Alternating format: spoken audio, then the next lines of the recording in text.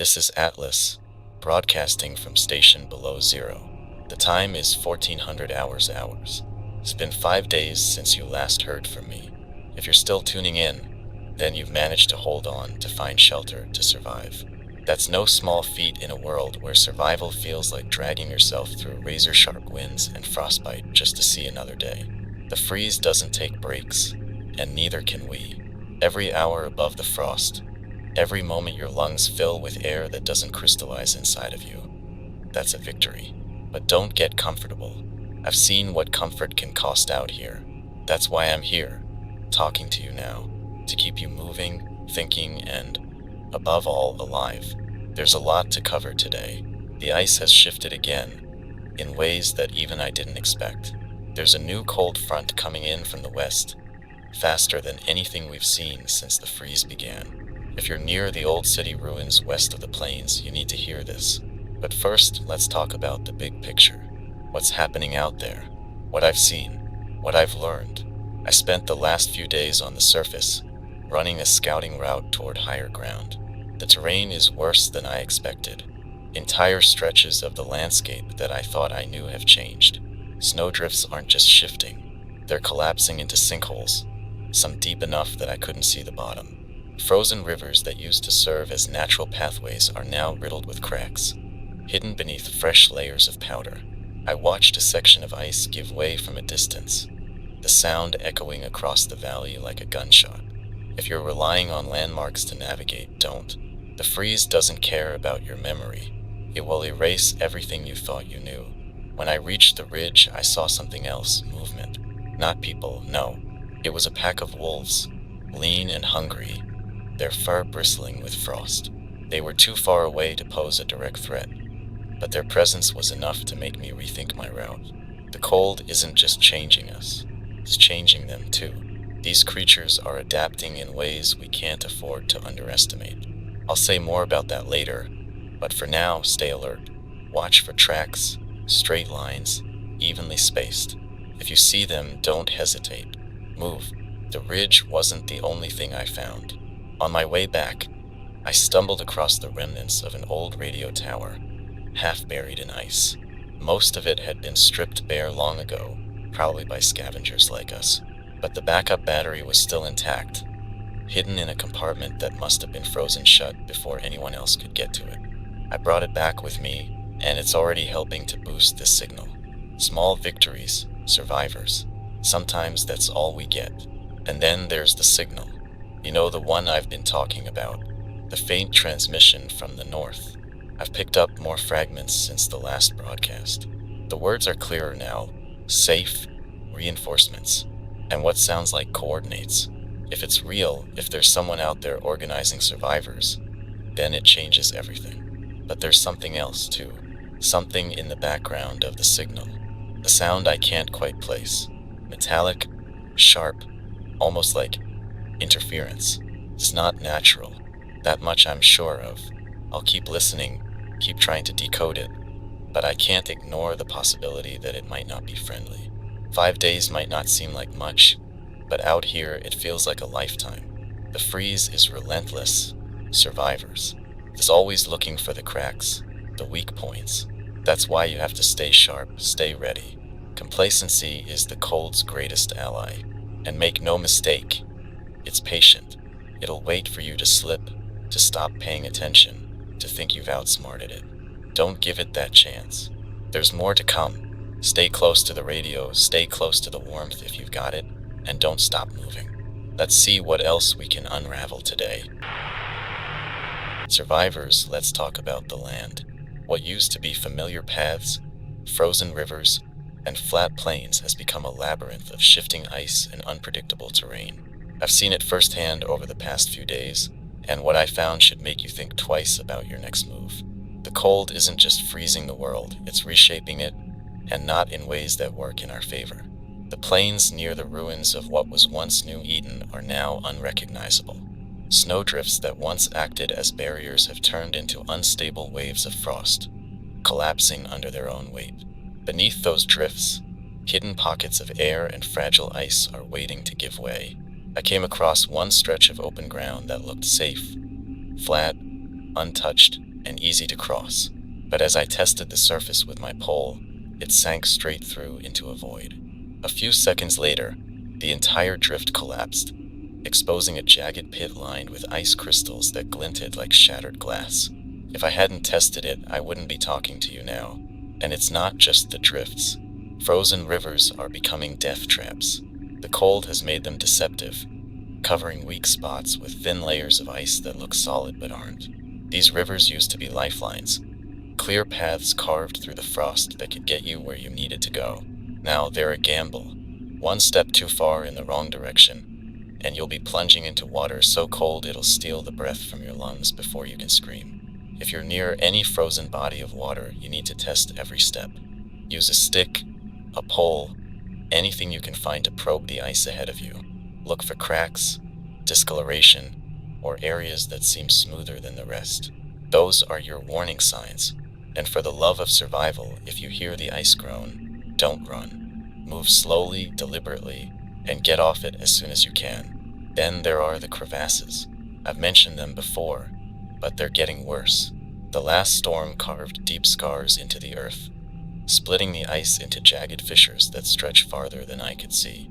Some of these crevasses are narrow, just wide enough to trap a foot and leave you stranded. Others are massive, wide enough to swallow a building whole. The worst part, they're often hidden beneath a thin layer of snow, invisible until it's too late. I nearly fell into one myself, stepping onto what I thought was solid ground.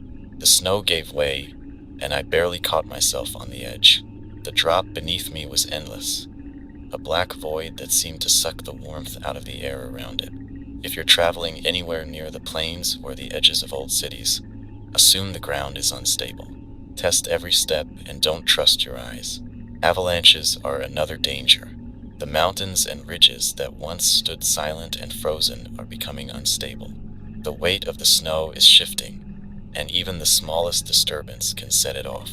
I watched one from a distance, a wall of ice and snow cascading down a slope with a roar that echoed across the valley. It buried everything in its path: trees, rocks, and anything else unlucky enough to be caught in its wake. If you're moving through hilly or mountainous terrain, keep your distance from steep slopes. Listen for the warning signs: the low groan of shifting ice, the faint crackle of snow settling, or even the sound of silence, where the world seems to hold its breath before unleashing chaos. And if you're caught in one, remember this: move perpendicular to the slope if you can, and aim for any shelter or cover that might block the snow. Your best chance is to avoid it altogether, but if you can't, act fast. All of this means one thing: the freeze is no longer just an enemy of endurance. It's an enemy of navigation. The ground beneath our feet is turning against us, and the routes we once relied on are disappearing. If you're still using old maps or relying on memory, stop. Those maps were made for a world that no longer exists. Instead, pay attention to your surroundings. Watch for changes in the snow, the ice, the wind. Landmarks are your lifeline now. Anything that stands out, whether it's a frozen tree, a jagged rock formation, or even the ruins of a building. Mark your path as you go, leaving signs for yourself and others. A scrap of cloth tied to a branch, a pile of stones, or even footprints in the snow can mean the difference between finding your way back and getting lost in the frost. Survivors, the world outside is no longer the world we knew. The freeze is relentless, reshaping everything in its image. But if you stay sharp, if you adapt, you can outlast it. This terrain might be a labyrinth, but every labyrinth has a path through. You just need to find it. Keep moving. There's more to say. Survivors, listen carefully. There's a storm building in the west, and it's unlike anything I've seen since the freeze began. This isn't just another cold front rolling through. This is something different, faster, colder, deadlier. The fragments of weather data I've managed to piece together tell a story that no one wants to hear, but it's one we have to face. The cold front is moving across the western plains, carrying winds so sharp they might as well be blades. Temperatures in the storm's path have already dropped to levels that make survival almost impossible without proper shelter. This isn't the gradual freeze we've grown used to. It's an instantaneous plunge, a snap of the atmosphere that can kill in minutes. I'm calling it an anomaly because that's exactly what it is. Storms like this don't form naturally, not at this speed and with these conditions. Something is accelerating the weather, pushing it beyond what even the most extreme models predicted before everything collapsed. The front is moving fast, faster than you'd expect for something so massive. It's already swallowed most of the western plains, burying everything under layers of snow and ice. If you're anywhere west of the ruins near New Eden, you need to act now. This isn't the kind of storm you can outwalk, and you can't afford to get caught in the open. I don't have exact numbers, but from what I've observed and what little I've been able to calculate, you've got maybe 6 hours before it spreads further east. 6 hours to find shelter that can withstand what's coming. This storm isn't just about the cold. The wind is just as dangerous, if not more so. I've clocked gusts exceeding 150 miles per hour. At those speeds, the wind doesn't just knock you over, it tears through everything in its path. Buildings with weak foundations, gone. Trees and poles, snapped like twigs.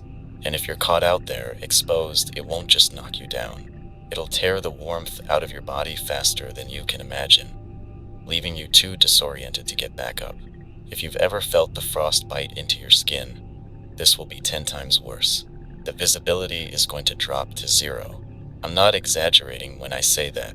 This storm is carrying a wall of snow so thick that even with a flashlight, you won't see more than a few feet in front of you. I've seen storms like this before, but nothing of this magnitude. In these conditions, it's not just about staying warm, it's about staying oriented. If you lose your sense of direction, you're done. The snow won't just blind you, it'll disorient you, make you feel like you're walking in circles even when you're not. Then there's the sound. It's hard to describe, but I need you to know what to listen for. The wind will be deafening, howling like some kind of beast tearing through the sky. But underneath that, there's a deeper noise, a groaning, grinding sound that travels through the ice. It's the kind of sound that gets under your skin, makes your stomach churn, because you know it means something is about to give. It's the sound of the ice shifting, the ground cracking under the weight of the storm. When you hear that, know that the worst is moments away. If you're in the path of this anomaly, your first priority is shelter. Not just any shelter, something strong, something that can withstand the wind and keep out the cold. If you're underground, you're already ahead. But if you're above ground, you need to reinforce what you've got. Use snow to pack around the base of your shelter. It might seem counterintuitive, but snow acts as an insulator, blocking drafts and holding heat. If you have tarps, plastic, or even spare clothing, use them to seal any cracks or gaps where the wind might seep in. The key is to create as many layers as possible between you and the outside. For those of you who are still moving, this is your warning. Stop. Find the nearest structure, cave, or crevice and stay there. Don't try to outrun this storm. It's faster than you, and it's relentless. If you're caught in the open, use whatever you have to create a barrier between yourself and the wind. Even something as simple as a snowbank can act as a shield if you position yourself correctly. Dig in, hunker down, and wait it out. Movement in conditions like these is a death sentence. I can't tell you how long the storm will last. These anomalies are unpredictable, forming and dissipating as if they have a mind of their own. Could be hours or it could be days. What I can tell you is this: you need to prepare for the worst case scenario. That means rationing your supplies, conserving your heat sources, and staying as still as possible to preserve your energy. The less you move, the less heat you lose. And in a storm like this, every degree matters. This cold front isn't just another chapter in the freeze. It's a warning. The weather is evolving, becoming more aggressive, more unpredictable. And if we don't adapt, it will erase us just as easily as it's erasing the land. Survivors, if you're hearing this, take these words seriously. The anomaly is coming, and it won't show mercy. There's more to say, so stay with me. We're not done yet. Survivors, let's talk about water. It's the one thing we can't live without, yet it's one of the hardest things to secure in this frozen world. Most of what's left is ice now, locked away, contaminated, or buried deep under snow. You might think it's simple, just melt some ice or snow and call it a day. But if you're not careful, Water can kill you faster than dehydration ever could. Let's start with the obvious: snow. It's everywhere, but it's also deceiving. Snow is mostly air, and melting it down yields far less water than you think. Worse, eating it raw is a mistake you'll only make once. It pulls heat from your body faster than you can replace it. You might quench your thirst for a moment, but you'll be paying for it with a drop in core temperature. If snow is all you have, gather it in small amounts and melt it first. The key is to warm it slowly. Don't just toss it into an open flame. If you're not careful, the bottom layer will burn while the top remains frozen. Use a container and let it thaw evenly over a controlled heat source. Ice is a better option, but not all ice is safe. You need to pay attention to where you're getting it. Clear, blue ice is your best bet. It's denser and less likely to be contaminated. Avoid ice that's cloudy, dark, or has visible debris frozen inside. That's a warning sign of pollutants, bacteria, or even chemicals trapped during the freeze. If you're near any urban areas, stay away from ice around buildings, vehicles, or industrial ruins. The runoff from those places can turn a simple drink of water into a death sentence. If you're lucky enough to be near a frozen river or lake, you might have a more reliable source, but don't let your guard down. These places are traps waiting to snap shut. The ice might look solid, but currents beneath the surface keep it thinner than you think. If you're going to harvest ice from a water source, approach slowly. Use a stick, a pole, or even your scavenged blade to test the ice before stepping onto it. If it creaks or cracks, back away. No water is worth the risk of falling through and being swallowed by the cold. Once you've collected your ice or snow, the next step is making it safe. Just because it looks clean doesn't mean it is. The freeze might slow down bacteria and pathogens, but it doesn't kill them. And if there's any chemical contamination, that's a whole different problem. Your first line of defense is boiling. Bring the water to a rolling boil for at least 1 full minute. If you're at higher elevations where the air is thinner, boil it for 3 minutes just to be safe. Boiling kills most pathogens and neutralizes some impurities, but it won't do anything for chemicals or heavy metals. If you suspect chemical contamination, don't drink it unless you're out of options. If boiling isn't possible, you're in dangerous territory, but there are a few other methods to try. Filtering through layers of cloth can remove visible debris, but it won't do much for bacteria or microscopic threats. Activated charcoal can help absorb some impurities if you've scavenged any from old water filters or fire ash. It's not foolproof, but it's better than nothing. In desperate times, you might have to risk untreated water, but if you do, ration it carefully. Small sips are less likely to overwhelm your body if there's something harmful in it. Another option is frost. I've mentioned this before, but it bears repeating. Frost that forms on exposed surfaces, metal, glass, or even rock, tends to be purer than snow or ice from the ground. It's a good short-term solution if you're in a pinch. Just scrape it off carefully and melt it down. It won't yield much, but every drop counts when you're fighting to stay alive. Keep in mind that water isn't just about drinking. It's about staying clean, too. The cold makes hygiene feel like an afterthought, but ignoring it is a fast track to infections and sickness. If you've got enough water to spare, use a small amount to clean wounds, wash your hands, or even rinse your face. It's a luxury, I know, but one that can make the difference between surviving and succumbing to something as simple as an infection. Storage is another critical piece of the puzzle. If you've gone through the trouble of collecting and purifying water, the last thing you want is for it to freeze solid before you can use it. Keep your containers close to your body to use your own heat as insulation. Metal containers are more durable but freeze faster, while plastic is less efficient for melting but better for storage. Wrap your containers in cloth or tape to add an extra layer of protection against the cold. Finally, don't overlook unconventional sources. Condensation on machinery, the liquid inside canned food, even the juices from thawing meat can all be turned into hydration.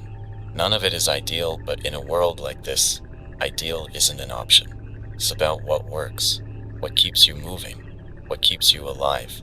Water is life, survivors. The freeze is trying to take it from you, to hide it, taint it, and make it unreachable.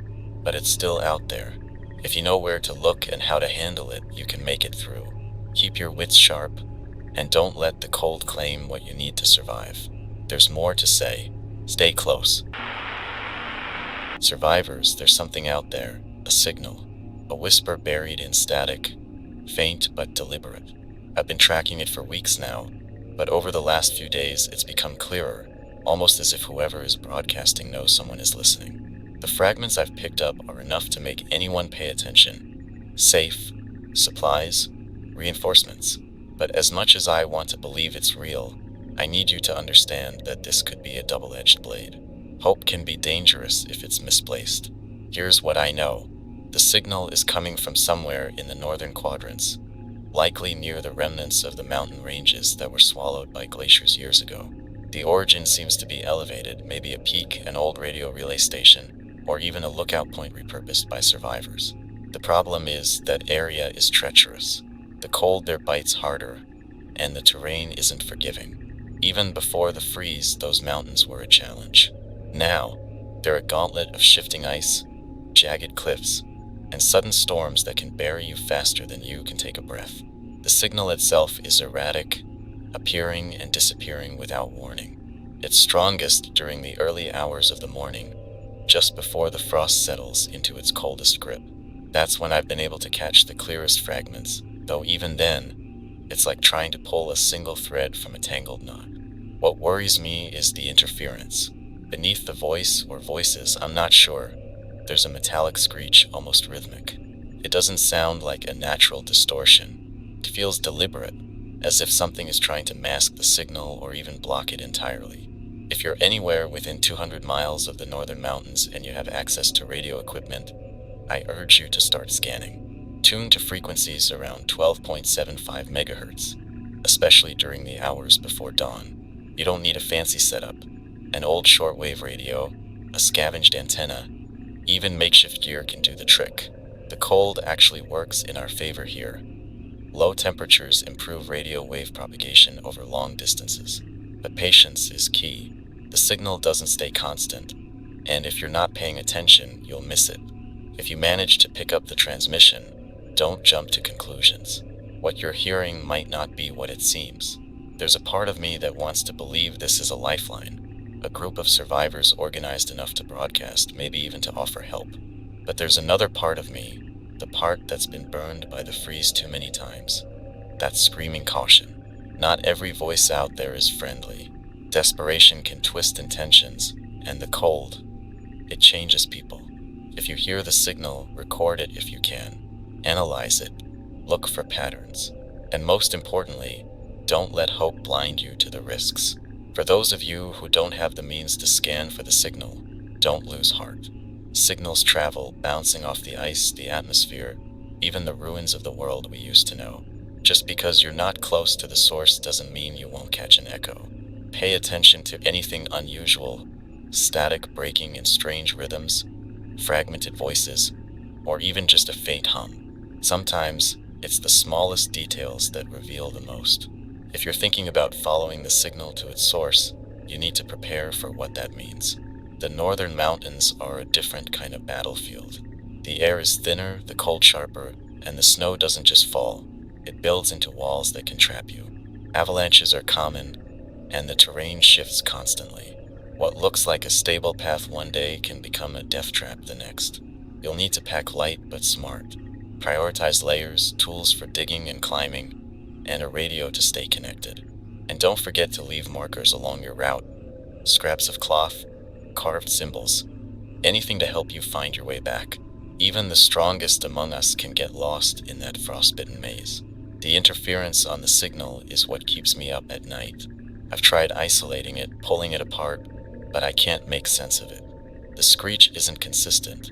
It pulses almost like it's alive, reacting to the transmission. I've heard stories of automated systems still running in the ruins of the old world, machines operating long after their purpose was forgotten. Could it be something like that?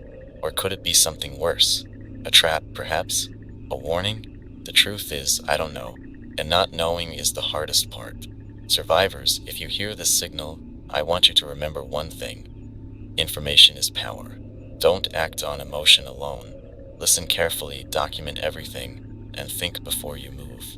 The world out there is colder than it's ever been, and it won't hesitate to punish the reckless.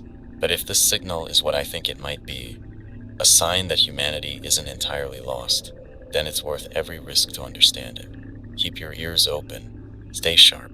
There's more to say. Don't go anywhere. Survivors, the cold isn't the only thing adapting out there. Over the past few days, I've seen signs that the wildlife we used to take for granted is changing, reshaped by hunger, desperation, and this unrelenting freeze.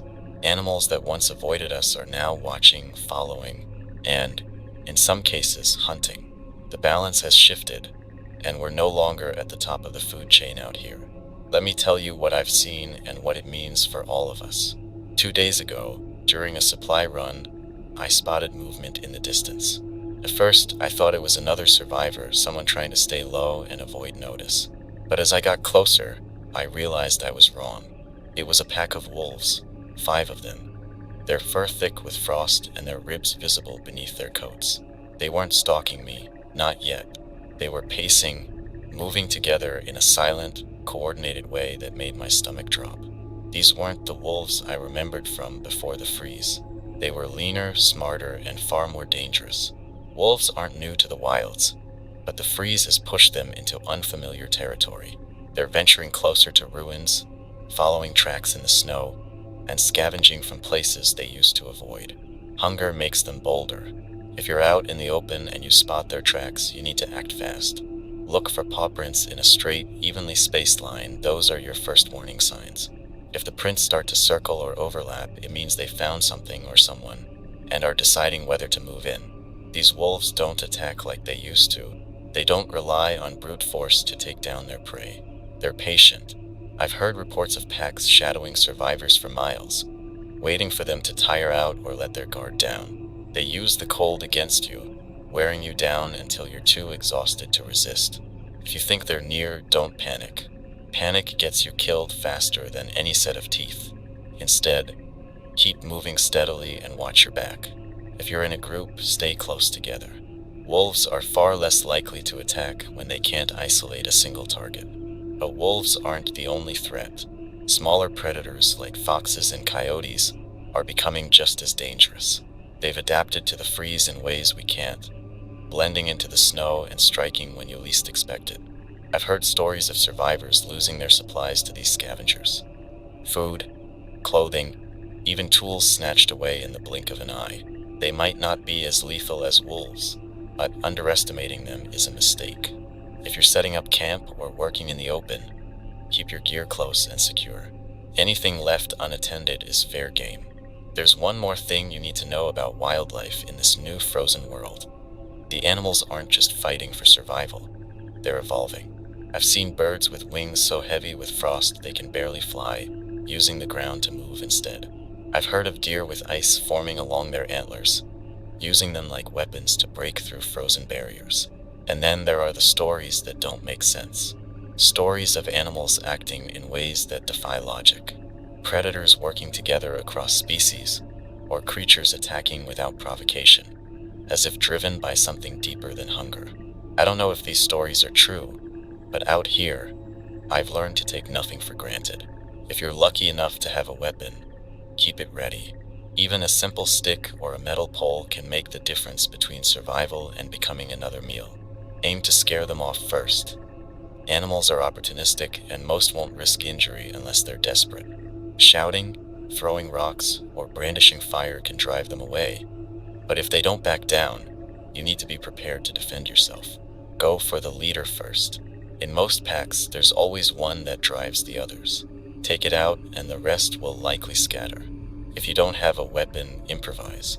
Sharp rocks, broken glass, or even a can of spray paint and a lighter can become tools of survival if you think fast enough. But remember, the goal is to avoid a fight entirely. Don't give them a reason to come closer. If you have food with a strong smell, meat, fish, anything like that, store it tightly sealed or bury it away from your shelter. The last thing you want is to attract attention while you're sleeping. Above all, don't ignore the signs. Tracks in the snow, unusual silence, or even a faint smell of musk on the wind. These are the warnings nature gives us. Learn to recognize them and you'll have a chance to stay ahead. Out here, survival isn't just about enduring the cold. It's about understanding the new rules of the frozen world. The wildlife has adapted. Now it's our turn. There's more to say, survivors. Stay close. This is far from over. Survivors, if there's one thing this frozen world is good at, it's hiding what we need most. Supplies, shelter, hope. They're all buried under layers of snow and ice. But if you know where to look, the freeze can't keep everything out of reach. Today, I want to talk about power sources, those overlooked lifelines that can keep you warm, keep you moving, and keep you alive. Let me start with the obvious. Cars. They're everywhere, scattered across frozen highways, buried under snowdrifts, or stuck in ruined streets. Most of them are useless now, dead engines and empty fuel tanks. But that doesn't mean they don't hold value. The first thing you should check is the battery. Even a battery that looks dead can hold a faint charge, enough to spark a fire or power a small device if you're resourceful. Carefully remove it, but remember, the cold makes batteries brittle. Handle them gently to avoid cracking the casing, or you'll end up with a leaking hazard instead of a lifeline. If the battery is too far gone, don't walk away just yet. Open the car and scavenge everything you can. The wiring inside is invaluable. Stripped wires can be used to rig improvised connections, build antennas, or even repair existing equipment. Look for the fuse box too. Some fuses might still be intact, and you'd be surprised how often they come in handy when dealing with scavenged electronics. Even the seats and insulation inside the car can be stripped and used to patch your shelter or line your clothing. The key is to take your time. Cars are treasure troves if you know what to look for. But cars aren't the only places hiding power. Old appliances, even broken ones, can hold useful parts. Radios, televisions, and microwaves are prime targets. I once salvaged a microwave from an abandoned cabin and used its power transformer to repair my generator. It wasn't easy. It took hours of careful dismantling, but it worked. If you find anything with a power cord, grab it. The copper wire inside is just as useful as the device itself. And don't forget about batteries. Remote controls, alarm clocks, and toys often have small batteries that people overlook during panic scavenging. They might not last long, but sometimes a few minutes of power is all you need. Speaking of overlooked sources, let's talk about solar panels. You might think they're useless in a world where the sun rarely shines, but that's not entirely true. Even in low light, a solar panel can generate a small amount of energy. If you find one, take it. Clean off the ice and snow, position it toward whatever light you can find, and use it to trickle charge a battery. It won't power much, maybe a flashlight or a radio, but sometimes that's enough. Just be aware that panels are fragile in the cold. The extreme temperatures make the glass and wiring more prone to cracking, so transport them carefully. Now, let's move to less obvious options. Things most people wouldn't even consider. Wind. The storms that tear through this frozen wasteland might be brutal, but they're also a source of energy if you can harness them. Wind turbines were once common in certain areas, and while most of them are likely frozen solid, their components can still be salvaged. Look for the motor at the base of the turbine. With a little ingenuity, you can repurpose it to generate power. Even smaller improvised turbines can be built from scavenged fan blades or propellers. It won't be easy, but out here, nothing worth doing ever is. If you're near any industrial ruins, factories, power plants, or construction sites, you've hit the jackpot. These places are full of heavy-duty equipment that was built to last. Generators, backup batteries, and even tools powered by compressed air might still be functional. Be careful, though. These sites are often unstable, with collapsing walls and ice-filled floors. Take your time, plan your route, and don't take unnecessary risks. If the structure looks like it's about to give, walk away. No piece of equipment is worth your life. One more thing. If you're scavenging for power sources, keep an eye out for fire hazards. Batteries can leak, wires can spark, and in an enclosed space, even a small flame can spell disaster. Always test connections outside your shelter before bringing anything inside. The cold might make you desperate, but desperation leads to mistakes, and mistakes lead to casualties. Finally, don't underestimate the value of improvised storage. Once you've found a power source, you need a way to store and use that energy effectively. Old car batteries, portable chargers, or even metal containers lined with insulation can serve as makeshift power banks. The key is to keep your energy supply stable and ready for when you need it most. Survivors, the freeze has taken so much from us, but it hasn't taken everything. There's still power hidden out there, waiting to be found. It won't come easy, and it won't be perfect, but it's there. If you look hard enough, you can find it, harness it, and use it to fight back against the cold. Keep your tools ready, your eyes sharp, and your instincts sharper. There's more to cover. Let's keep going. Survivors, if you've been near any cities or large towns recently, you've probably noticed the same thing I have. The ruins are becoming more dangerous. What's left of these places is crumbling under the weight of the ice and snow, turning them into frozen traps waiting for the careless or the desperate. I spent some time near the edges of a city this week, and what I saw is something you need to hear about before you venture into those broken skeletons of the old world. The first thing you have to understand is that the ice is relentless. It doesn't just coat the surface of buildings. It seeps into every crack, expanding and breaking apart what's left. Concrete crumbles, steel bends, and with splinters under the pressure. Entire sections of buildings that seemed stable a week ago have collapsed, leaving jagged heaps of rubble and debris. Even structures that look solid from the outside are often hollowed out inside, with floors ready to give way at the slightest weight. If you're heading into any urban area, assume the worst. The ground beneath you isn't as firm as it seems, and the walls around you could come crashing down at any moment. Let me paint you a picture. I was moving through what used to be a small commercial district, shops, cafes, that kind of thing. The buildings were mostly intact from the outside, their roofs heavy with snow but still standing. I decided to take a look inside one of them, an old hardware store. The front door was frozen shut, so I pried it open with my crowbar and stepped inside. The air was bitterly cold, colder than it had been outside, and everything was coated in frost. Shelves lined the walls, still stocked with tools and supplies that had been left behind. It looked like a gold mine at first, but then I noticed the floor. It was uneven, sagging in places where the ice had worked its way through the foundation. Every step I took sent a faint creak echoing through the building. I grabbed what I could, some nails, a roll of duct tape, and a small handsaw, and got out quickly. As I was leaving, I heard it, a deep groan, low and guttural, coming from somewhere in the walls. That's the sound of a building giving up, of the weight finally becoming too much. I didn't stick around to see what happened next, but I can guess. The hardware store is probably rubble now. This isn't just happening in small structures either. Larger buildings, offices, apartment complexes, even old factories are collapsing under the pressure. These places were built for a different world. One where the air wasn't filled with frost and the snow wasn't a constant, crushing weight. Now they're just shells, fragile and dangerous. If you have to go inside, keep your eyes open for warning signs.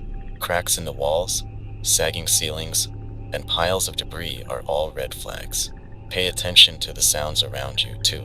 Groaning, creaking, or even the faint sound of ice shifting could mean the structure is moments away from failure. Staircases are another hazard. Ice builds up on the steps, making them slippery and unstable. I've seen stairs collapse under their own weight, sending cascades of snow and debris tumbling down. If you're climbing, always test each step before putting your full weight on it. Keep one hand on the railing if there is one, but be aware that those can fail too. If the stairs don't feel safe, don't use them. It's better to find another way up or abandon the search entirely than to risk a fall you won't recover from. Windows and doors are deceptive too. Ice warps the frames, making them stick when you try to open them. Sometimes they'll give way suddenly, shattering or slamming shut with enough force to injure you. And don't assume a closed door means the room behind it is safe. Ice and snow can build up inside, creating hidden voids or unstable piles that shift when disturbed. Always enter cautiously, and be ready to back out quickly if things start to go wrong.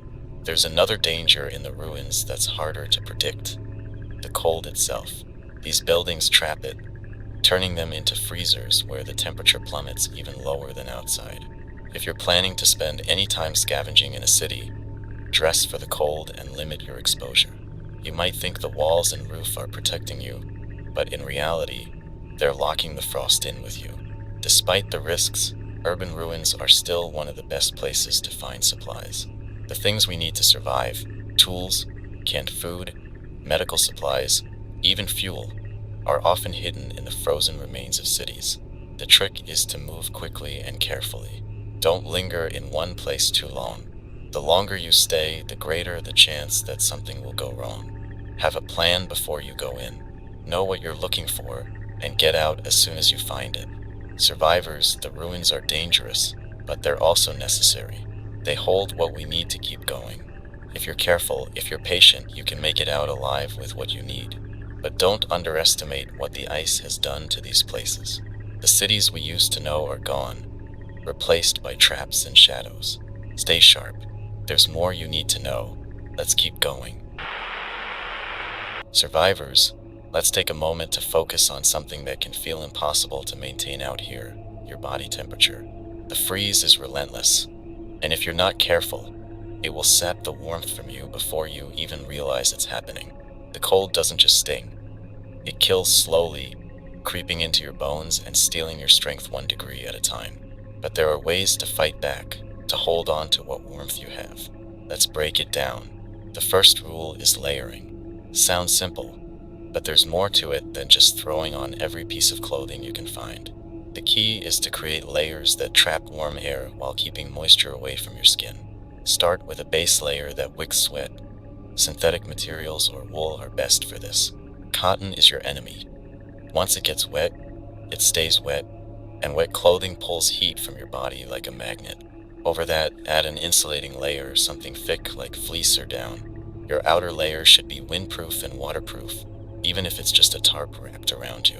It's not about looking good. It's about surviving. Your extremities are the most vulnerable. Fingers, toes, ears, and noses are usually the first to go when the cold starts to bite. Protect them at all costs. If you don't have proper gloves or boots, improvise. Wrap your hands and feet in anything insulating. Scarves, rags, even strips of plastic. Duct tape can seal gaps and keep the wind out, but don't wrap it too tightly. You're trying to preserve circulation, not cut it off. If your gloves are thin, try layering socks over them. It might feel strange, but warmth doesn't care about appearances. Speaking of socks, change them often. Your feet sweat more than you realize, even in the cold, and damp socks are a fast track to frostbite. Carry spares if you can, and rotate them regularly. If you don't have extras, try the ones you're wearing by placing them close to your body. It's uncomfortable, but it works. Now let's talk about your head. You lose a massive amount of heat through your scalp, so keeping it covered is non-negotiable. A thick beanie, a hood, even a scavenged helmet lined with fabric. Whatever you have, use it. If you're traveling in extreme cold, consider wrapping your entire face, leaving just enough space to breathe. Frostbite doesn't discriminate, and your skin won't warn you until it's too late. Fire is your best friend, but it's not always an option. When you can't build a fire, use the next best thing, your own body heat. Huddle with others if you're not alone. If you are alone, create heat traps.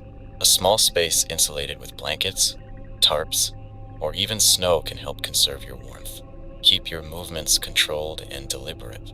Shivering burns calories and energy, and you need both to stay alive. Here's something most people don't think about: hydration. Staying warm starts from within, and dehydration makes it harder for your body to regulate its temperature. The problem is, the cold tricks you into thinking you're not thirsty. Don't fall for it. Drink water regularly, but make sure it's warm or at least room temperature if you can manage it.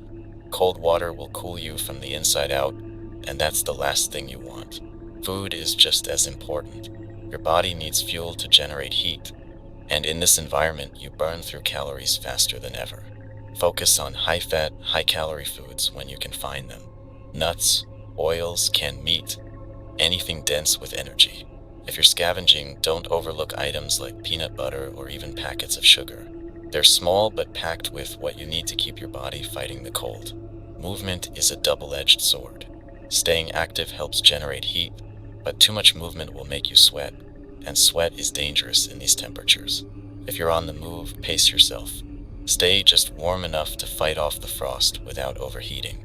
If you feel yourself starting to sweat, stop and adjust your layers. Letting the moisture dry before it freezes is critical. Finally, watch for the warning signs of hypothermia. If you start to feel drowsy, confused, or find yourself slowing down without realizing it, you're already in trouble. These are signs that your core temperature is dropping, and you need to act fast. Get to shelter, remove any wet clothing, and do whatever it takes to warm yourself. Hot drinks, shared body heat, even wrapping yourself in insulation can buy you time. The cold is cunning. It waits for you to slip up, to stop paying attention. Don't give it the chance. Every bit of warmth you can hold on to is another step towards survival. Stay sharp, stay warm, and don't stop moving. There's still more to say. Stay with me. Let's keep going.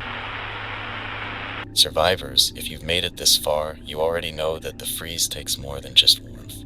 It isolates us, cuts us off, and makes it easy to forget that we're not the only ones still alive.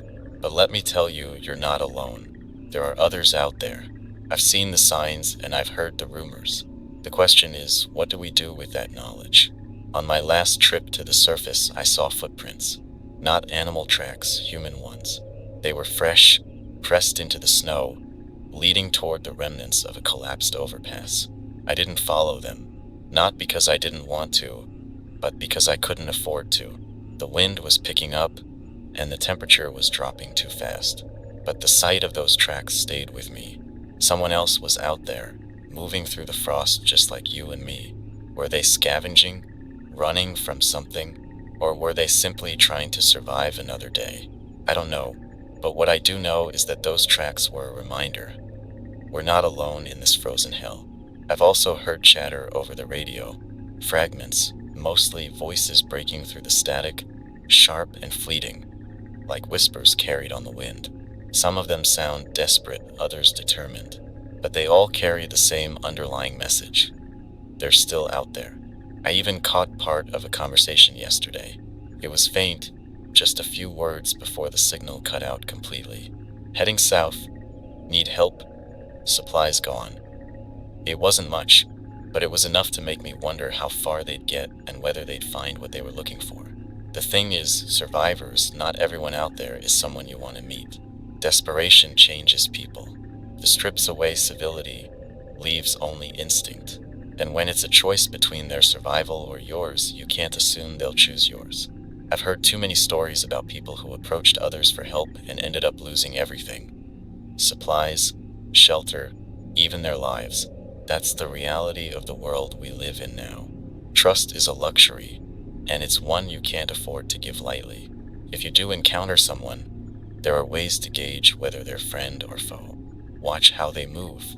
Are they cautious, scanning their surroundings, keeping their distance? Or are they rushing toward you, desperate and erratic? Listen to their voice if they speak. Desperation has a tone. It's sharp, brittle, and hard to miss. But don't confuse caution for hostility. Someone who's guarded isn't necessarily a threat. They're just trying to survive, like you. If you decide to engage, start small. Keep your distance and don't make any sudden movements. Hold your hands where they can see them, but don't let go of your weapon if you're carrying one. Speak clearly and calmly, and don't offer more information than you need to. They don't need to know where your shelter is, how much food you have, or whether you're traveling alone. Keep it neutral. If they respond in kind, you might have a chance at forming some kind of connection. But if they get too aggressive or start asking too many questions, end the interaction and leave quickly. For those of you who are traveling in groups, the dynamics change. Groups can be safer, they provide strength in numbers, but they also draw attention. Larger groups are easier to spot, easier to track, and harder to keep supplied. If you're part of a group, establish some ground rules. Who carries what, how decisions are made, and how you'll handle encounters with outsiders. Miscommunication can be deadly, especially in situations where split-second decisions matter. I've also heard whispers about larger communities, Clusters of survivors banding together in old factories, bunkers, or hydroelectric plants. Places where they've managed to create a semblance of stability, pooling resources and skills to keep the freeze at bay. One of the voices I caught on the radio mentioned such a place, though they didn't give much detail. Power from the dam, holding out. That's all I heard before the static swallowed the rest. If those places exist, they're few and far between, and reaching them would be a gamble at best. But knowing they might be out there is enough to keep some people going. If you're thinking about seeking out others, ask yourself why. Are you looking for safety in numbers? Hoping to share resources? Or are you just tired of being alone? Whatever your reasons, you need to weigh the risks against the rewards. Sometimes, isolation is the safer choice, but sometimes the warmth of another human voice can be the difference between surviving and giving up. Survivors, the freeze has taken so much from us. It stripped the world of life and color, leaving only white expanses and gray skies. But it hasn't taken everything. As long as there are footprints in the snow, as long as there are voices breaking through the static, there's proof that we're still here, that humanity isn't entirely gone. There's more to say, but for now, stay sharp. If you're out there, you're not alone. Let's keep going. There's more you need to know. Survivors. There's a sound out here that's more dangerous than the howling wind or the crunch of snow under your boots. It's the sound of nothing silence. When the world goes quiet, you need to pay attention, because silence in this frozen wasteland is never harmless. It's the cold's most sinister warning, a signal that something is waiting just beyond your senses, ready to strike. Most of the time, there's some noise to ground you. The wind dragging shards of ice across the ground, the creak of frozen trees bending under the weight of snow, the occasional distant groan of the earth settling beneath layers of frost. These sounds mean the world is still moving, still predictable in its hostility. But when those sounds stop, when everything around you goes still, that's when you should be afraid. Silence out here doesn't mean peace. It means the balance has shifted. The ice doesn't rest. It's always moving, always pressing against the land and the air. When that movement stops, it's because something is holding its breath, building pressure, waiting to collapse. I felt it. I've stood in places where the quiet wrapped around me like a vice, and every instinct screamed to move. There was a moment last week, during one of my scouting runs, when I found myself in such a silence. I was crossing a frozen expanse, a plain where the snow was untouched, shimmering faintly in the dim light. It should have been beautiful, but it wasn't. The air felt thick, like it was pressing down on me, and every step I took seemed louder than it should have been. I stopped to listen, and there it was, nothing. No wind, no distant creaks, not even the soft rustle of snow shifting in the breeze. Just an overwhelming, unnatural stillness. That's when I heard it. A faint, deep groan from beneath the ice, traveling through the ground and into my boots. I didn't wait to find out what it meant. I turned and got out of there as fast as I could, and not a minute too soon. Behind me, the ice gave way with a thunderous crack, leaving a gaping chasm where I'd just been standing. This isn't the only kind of silence you need to watch for. In mountainous regions, silence is the precursor to avalanches. The snow shifts subtly at first, settling into place, and then everything goes still. It's as if the world is bracing itself for what's to come. If you're near steep slopes or ridges and the sound of the wind suddenly vanishes, get out of there. Don't shout, don't run. Any loud noise or sudden movement could be the trigger. Move sideways, parallel to the slope, and find shelter as quickly as you can. The silence in these areas is brief, a countdown to chaos, and when it ends, you won't have time to react. Urban areas bring their own version of quiet. Inside the ruins of cities, silence means structural failure. Buildings groan under the weight of snow and ice, their walls and beams straining to hold up against forces they were never designed to face. When that groaning stops, it's not a sign of stability. It's the calm before collapse. If you're scavenging in these areas and the sounds around you fade into silence, don't linger. Get out before the building decides to come down on top of you. There's another kind of quiet that's harder to explain. It doesn't come from the ice or the snow or the ruins. It comes from the absence of life. I've walked through forests where the trees stood frozen in time, their branches encased in frost, and the air was so still it felt suffocating. No birds, no animals, not even the faint scuttle of insects beneath the snow, just emptiness. It's as if the cold has erased everything, leaving behind a world that feels wrong. If you find yourself in a place like that, trust your instincts. Something isn't right, and you shouldn't stay long enough to find out what. Silence can also mean you're not alone. People often assume that the presence of others will be noisy, footsteps, voices, the clatter of scavenged supplies. But the truth is, survivors out here have learned to move silently. If you're in an area where the natural sounds have stopped, it might be because someone is nearby, watching, waiting to see if you're a threat or an opportunity. Pay attention to the little things, the faint crunch of snow in the distance, the flicker of movement at the edge of your vision. Silence is their ally, just as much as it is yours. The quiet out here is never harmless. It's a warning, a signal that something is about to happen. Whether it's the ice shifting beneath your feet, the snow building up for an avalanche, or the ruins preparing to collapse, silence is the moment when the world takes a breath, and it's never a good sign. The key is to listen, to recognize the patterns, and to move before it's too late. Survivors, if you've heard the kind of silence I'm talking about, you know what I mean. If you haven't, consider this your lesson. Pay attention to the absence of sound. Sometimes, it's the loudest warning the world will give you. There's more to say. Let's keep going. Survivors, we've covered a lot today. The freeze is relentless, the world is shifting, and the dangers out there aren't slowing down. Every broadcast I send out feels like a fight against the silence, a way to keep the frost from swallowing everything we are, everything we've managed to hold on to. If you're still listening, it means you're still fighting. That alone is a victory. The truth is, survival isn't just about the big moments. It's not about the daring escape from a collapsing building or the lucky break when you find an untouched cache of supplies. Those things matter, yes, but they're rare. Survival is built on the small decisions, the quiet choices that no one else sees. It's in the way you ration your last bit of food, the way you test the ice before taking another step, or the way you resist the urge to rest just a little longer when you know the cold is creeping closer. It's in the way you keep going, even when it feels like the freeze has already won. Every day out here is a test, and the questions it asks are brutal. How far can you push yourself before the frost takes hold? How many risks can you afford to take before the odds turn against you?